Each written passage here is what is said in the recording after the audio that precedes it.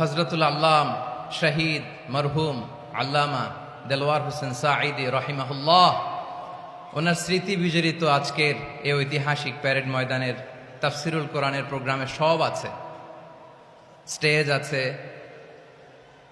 শ্রোতা আছে, প্যান্ডেল আছে, মিডিয়া কাভারেজ আছে, কিন্তু আমাদের কলিজার টুকটাটা আমাদের মাঝে নাই। আজকের এই প্রোগ্রামে আলোচক হয়ে এই চেয়ারে আমি না বসে ওই শ্রোতাদের কাতারে বসে যদি আমাদের আল্লামার নুরানি চেহারার দিকে তাকিয়ে ওয়াজ শুনতে পারতাম, আমাদের হৃদয়টা ঠান্ডা হয়ে যেত, আমাদের তৃষ্ণার্ত হৃদয় শান্ত হতো। সব আজকে আছে, কি যেন নাই, ঠিক কিনা বলেন? আল্লাহ তাআলা প্রতি 100 বছরে একজন মুজাদ্দিদ পাঠায়, প্রতি 100 বছরে একজন মুজাদ্দিদ, যিনি সমাজকে সংস্কার করেন। আল্লামা দেলওয়ার হোসেন সাঈদী রহিমাহুল্লাহ ছিলেন তেমন একজন মুজাদ্দিদ। চিৎকার করে বলেন ঠিক কিনা? উনি শিরক বিদআতের আস্তানাকে তছনছ করে দিয়েছেন, তাওহীদের বাণীকে সমুন্নত করেছেন, গণমানুষের কাছে তাফসিরুল কোরআনকে জনপ্রিয় করেছেন। আজীবন তিনি ইসলামকে বিজয়ী শক্তি হিসেবে দেখার স্বপ্ন দেখতেন।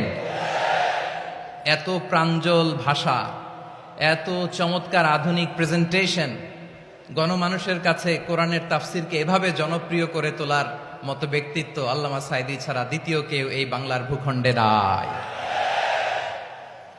এই যে তাফসিরুল কোরআন, এই যে টার্মিনোলজি, এই টার্মটাই উনি আসলে জনপ্রিয় করেছেন। আমরা আগে জানতাম না যে এভাবে তাফসির করা যায়, এভাবে scientific indications of the Holi কোরআনকে মানুষের কাছে পেশ করা যায়, এভাবে এত জীবন ঘনিষ্ঠ করে, এত ইন্টারেক্টিভ করে কোরআনের কথাগুলো মানুষের কাছে উপস্থাপন করা যায়। উনি অন্যায়ের বিরুদ্ধে সবসময় সোচ্চার ছিলেন, প্রতিবাদী কণ্ঠস্বর ছিলেন।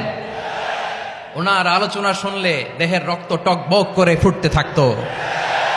আল্লাহু আকবার, আল্লাহু আকবার, আল্লাহু আকবার। He was a strong mouthpiece of Islamic revivalism. Islamic জাগরণের স্ট্রং মাউথপিস ছিলেন আল্লামা সাঈদী রাহিমাহুল্লাহ। অনেক দোয়া পেয়েছেন, আমরা পড়েছি, এমন জীবন তুমি করিবে গঠন, মরণে হাসিবে তুমি, কাঁদিবে ভুবন। গোটা বিশ্বকে তিনি কাঁদিয়েছেন। আল্লামা যখন ইন্তেকাল করলেন, আমি তখন মালয়েশিয়া থেকে যুক্তরাষ্ট্রে একটা কনফারেন্সে যোগ দিতে যাচ্ছি, কাতার এয়ারলাইন্সে। মালয়েশিয়া থেকে দোহাতে নামলাম।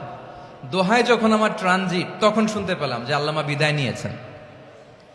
সোশ্যাল মিডিয়ায় শুনে বিশ্বাস করতে পারলাম না। মুহূর্তের মধ্যেই মাসুদ সাঈদী ভাইকে মেসেজ করলাম।